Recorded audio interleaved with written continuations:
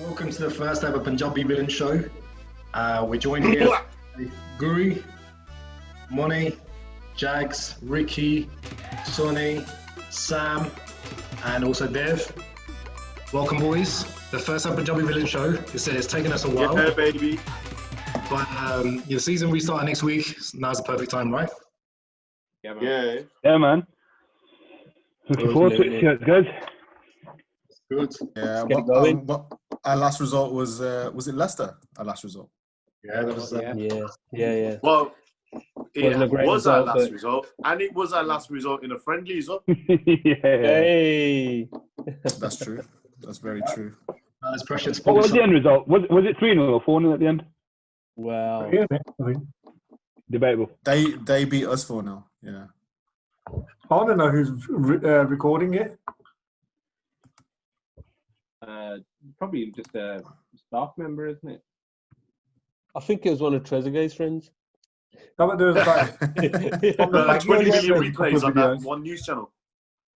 You see the baggies, Grealish's goal? Yeah, Yeah, that was a good No. goal. That was a really good goal. Yeah, it's a good goal. Yeah, that was really good. I saw the one that we let in, which wasn't very good. No, yeah. Yeah, I don't know who's in goal for that. Have we got a full strength squad now? Is no one not injured? I think Wesley's not around. Where's obviously. Eaton. Yeah. Eaton. Yeah, Heaton. How about Davis? He's He's there. He's back. He's there. McGinn's back at full fitness. I don't Not think Paul's match fit. getting there, no? No, not match fit. But no one's match fit now, isn't it? Yeah. You know what? There was an article about the Bundesliga and the fact that there's so many mistakes there because people are just proper rusty, and it's going to be the case when we start playing, especially the first game. There's going to be a lot of errors in the game. Just hopefully Yeah, they're that's- on the other side. That's because they've been at home on lockdown eating their missus' cooking. That's why. Would have been that, You're going to be rusty. Yeah. But you know what? Let's good hope thing- that's the case for everyone, though. Yeah. Yeah. You But were the saying? league's starting next week, right? So how do we feel about it? Do we think it was now's the right time? Should it just been null and void? Happy? How do we feel? Let's start off with you, Sam. If I'm being honest, man, the kind of momentum was so poor towards the end of it. At that time, I'm like, you know what, just let's null and void it so we're guaranteed we're safe and all that kind of stuff. But I guess now we know it's coming back up and we can only hope for a change of fortunes, man.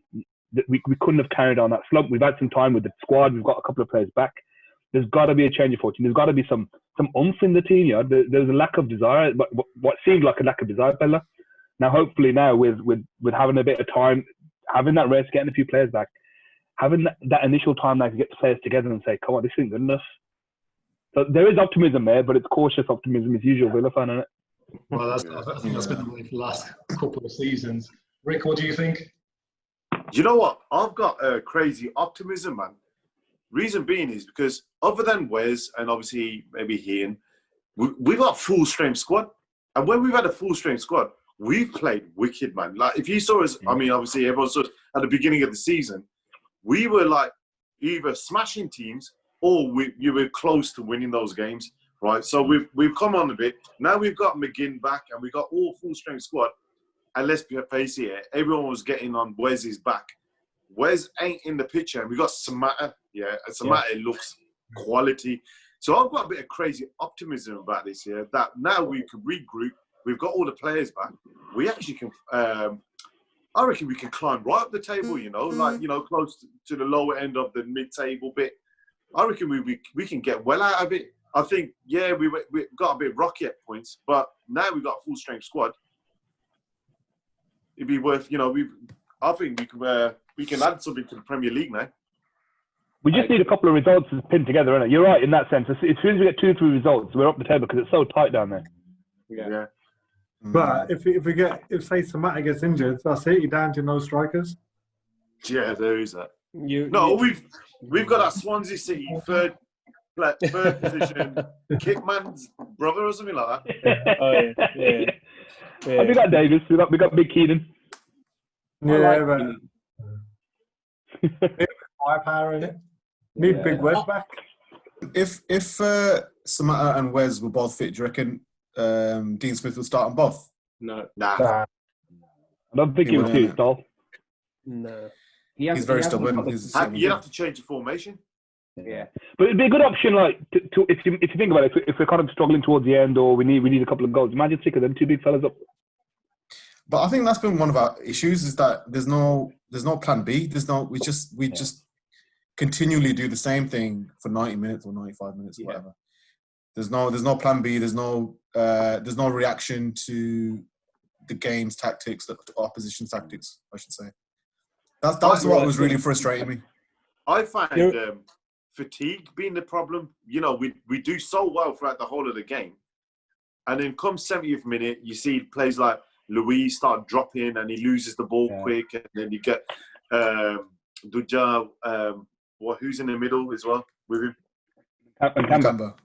Yeah, Mcginn, he starts dropping off as well, and then you know they start losing their legs. Even Grealish does it as well. He gets caught on the ball, and I think it comes down to the fatigue starts kicking in, and we don't change it quick enough. We don't react to the fact that people's energy levels are dropping off, and like we ain't got someone that can match them on the pitch or just be able to hold the game up. He doesn't trust his bench. Nah.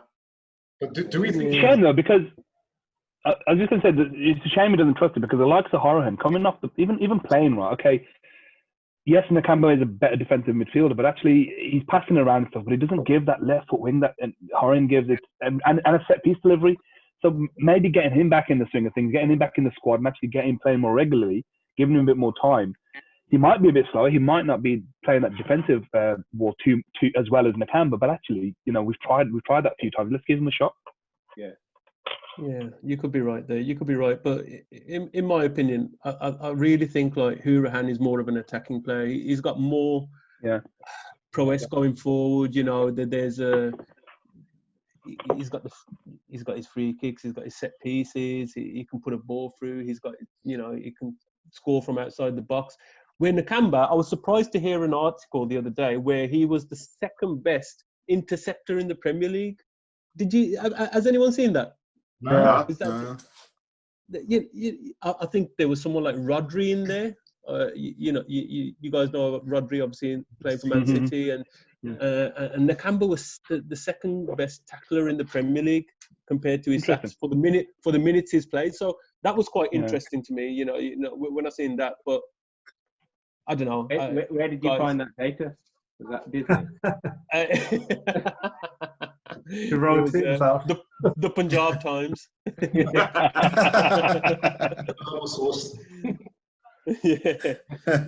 No, but seriously, you know, I really think like people like Nakamba, you know, even Louise. I know throughout the season we've not seen the best of them, but hopefully time will tell that these guys are good players. You know, I think with Mcginn coming in, it will only make the midfield, you know, stronger and more resourceful. I think McGinn's that's the key. McGinn is. He's the linchpin, isn't he? Because he allows them to go on. No, I was going to say, unfortunately, our time's running out, so we need results now. Not you know, we've got no time. We have to get results now. But just on what Rick said, I think Samatta is going to kill it. I think the guy's wicked. Yeah. His movement's really good, isn't it? Yeah, we've definitely got like Mcginn, Grealish, Samatta, some serious impact there. We can get guys working around them. We've got a chance. Where do you think he'll play, Grealish? Personally, I think he should play just behind Samatta. That's my personal opinion. You know, that he should play behind Samatta. That's his best place. I know he wants to play as a number 8. He wants to be like a box-to-box guy. You know, wants to be all over the pitch. But he's one of our best players. He can create. He can score goals. So he needs to play behind Samatta. So how would you do then? Samatta up top, 2 wingers, and then Jack just behind him like that. Just behind him, with possible 3 in the middle. 3. I would go for 3 in the middle. I would go for Mcginn, Louise, and Nakamba. But then put Jack where? Put Jack. Yeah. Go for a 3-5-2. Go for a 3-5-2 with 2 wing backs. Yeah. But he won't change the formation. He won't change the formation, Jaggers. He won't. I hope. He won't. from what I've heard, he's watched every single game in the in this little break that we've had in the last 3 months. He said he's watched every single game and he's learned from his mistakes. He knows what mistakes he's made. So I'm hoping, he knows that sometimes you have to change the formation. You have to get the best out. You got to play the best team. Yeah. You got to play your best players. You got to put them in the right positions where they're at their best.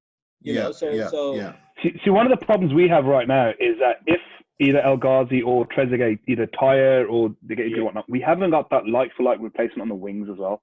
So that's where Jack will drift onto the left. Potentially, even if he does play central, he will be drifting and does Trezeguet, because Trezeguet's got the skill and he's got enough to come inside and switch with Jack a few times. But my fear is if someone like El Ghazi gets injured, we haven't got that. Even from the youth, we haven't got anyone coming in who's going to be maybe that Hepburn kid. Yeah, because right now Potter's just got no pace, has he? Yeah, we have to play Elmo instead. Elmo. Elmo, it's true. He'll do a better job, wouldn't he? He would. Hotter. They got beat in a race. What we people like. What we got to remember is, would you go for if you were to have Jack on the left and then either Trez or El Ghazi on the right? Well, you can only hope for a 3-4-3 there. Yeah, that's But for me, that's too defensive. Guri, you go for if you go for a 3-4-3, you put 3 at the back. That's 3 central defenders. Then you go for the 4 in midfield, but you're still having 2 wing backs. And who are you going to use as the wing backs? You're going to still use Target and then Target and Gilbert. Yeah. And then you got 2 midfielders, right? So your 2 midfielders, you're going to have to choose out of Mcginn, Nakamba, and Louise. So most likely it's going to be someone like Mcginn or Louise or Mcginn or Nakamba.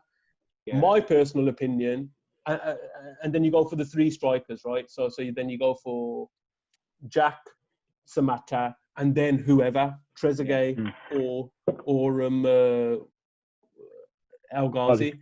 Yeah. But why not drop them both? Drop them both. Have them coming on if needed. They're more like I say. They're more impact players.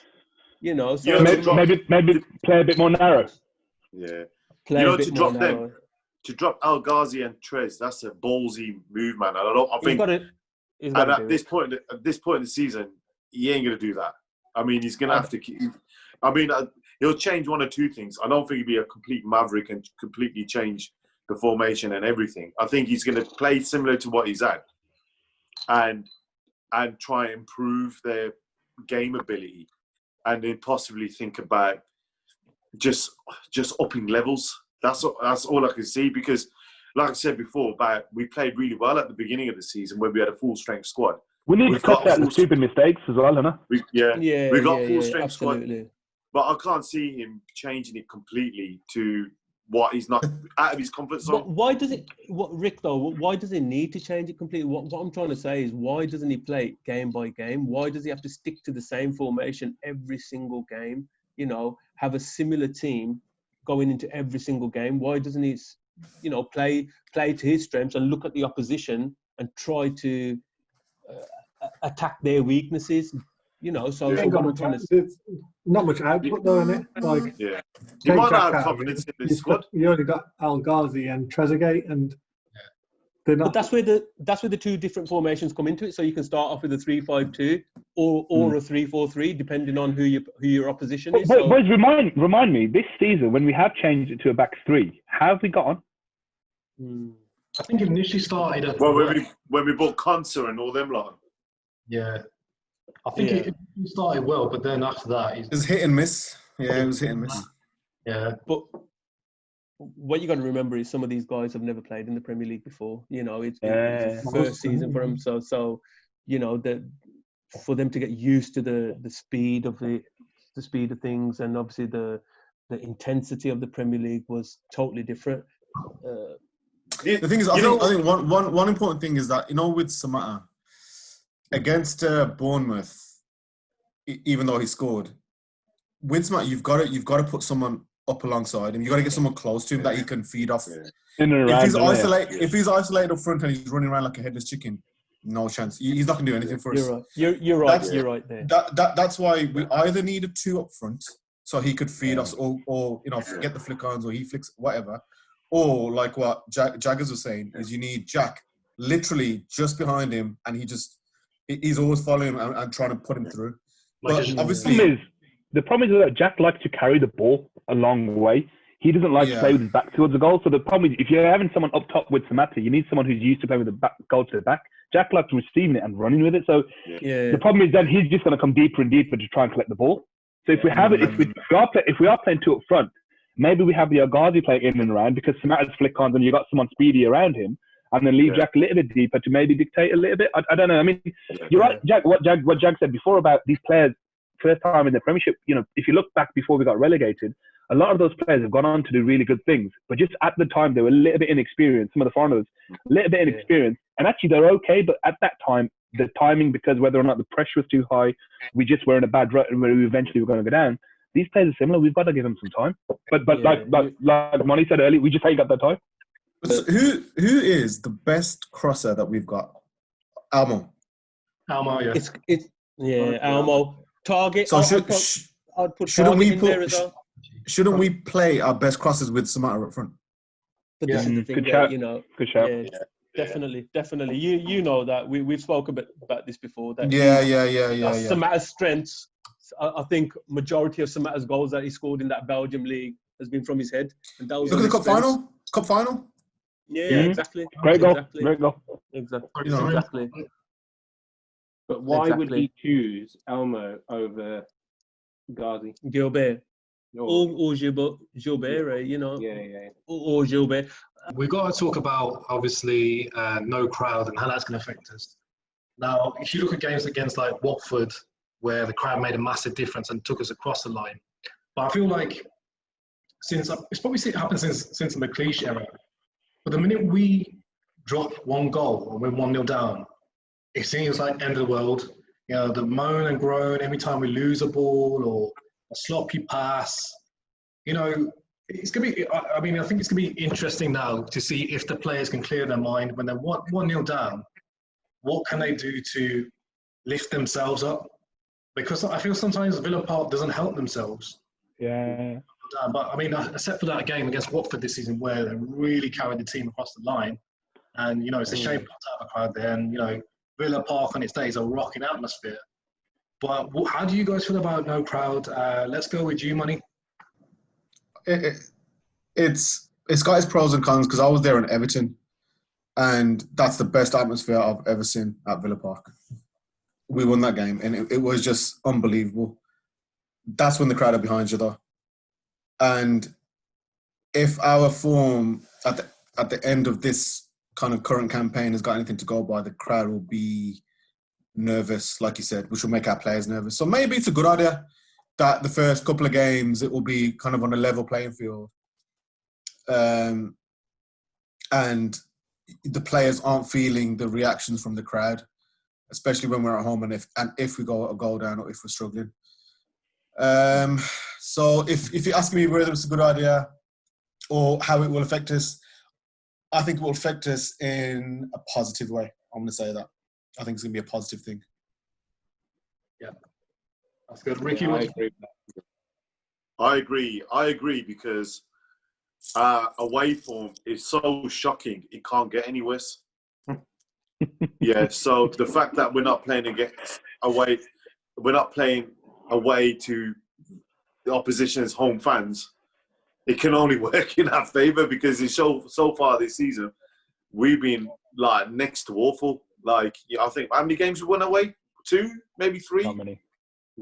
So so the home, I get it, I understand it, because and also as fans, you want to be at the games, man. That's not the reason why we watch football is because we want to be there and be a part of it and get as close to the pitch as possible and support the team. But in terms of just hanging on to the Premier League, I think I'm in the camp of like, this can only help us.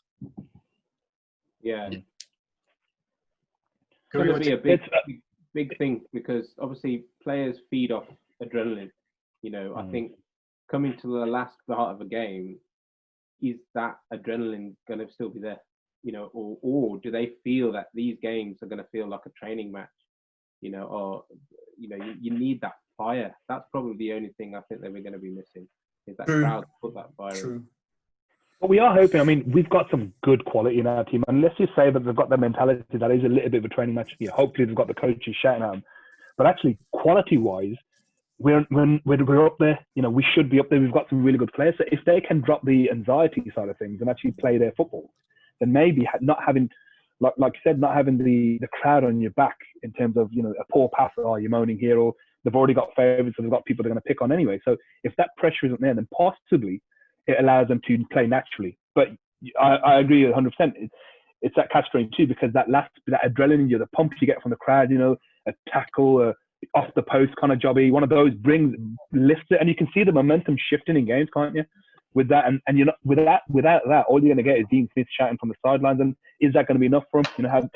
He hasn't got the hairdryer kind of a reputation, has he? So he's not going to instill that much fear. I don't know. I mean, possibly he does. He's got a good relationship with his players, but I don't know. It's a bit 50-50. I tell you what, right? You know what I'll be really interested in, and playing football and playing Sunday League football and stuff. There's so much communication that's going on the pitch. Let's get forward, man on, head on, all that sort of stuff. I've always used to be convinced that Premier League footballers don't talk on the pitch. Yeah, I was like, you look at them, and then all you see is you may see a hand movement, or I'm really intrigued to see how they communicate on the pitch, how they talk, how they communicate, how they're passing on information. Who's actually leading the pitch? Grealish might be captain, but you might have a bigger speaker in, obviously, Mings. Or you might, like Taylor might be the biggest talker on the pitch for all I know. You know what I mean? But I'm just really intrigued to see who bosses the game with the vocally, not just with their feet. It's going to be the same, Rick. It's going to be the same as Sunday League. Well, the ability might not be the same. You know what I mean? But the passion will still be there. People who want to play football will show them their emotions. You'll have Jack saying second half, we're shooting uphill this half. We're shooting